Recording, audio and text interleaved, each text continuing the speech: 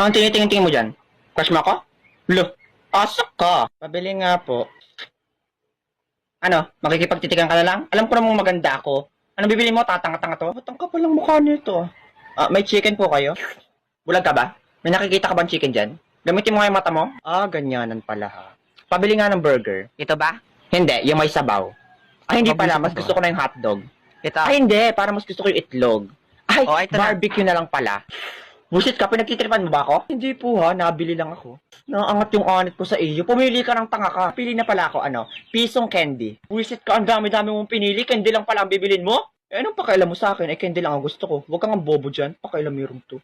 Ayan, candy mo, pulutin mo. Ang layo ng pagkakatapon. Kaso hindi pa po yun bayad. Paano yan? Ayaw ko na po pala ng candy. Iba na po pala ang bibilin ko. Pulutin mo yun. Busit kang bata ka, sasapakin na talaga kita. Ayaw ko na po palang bumili. Busit kang bata.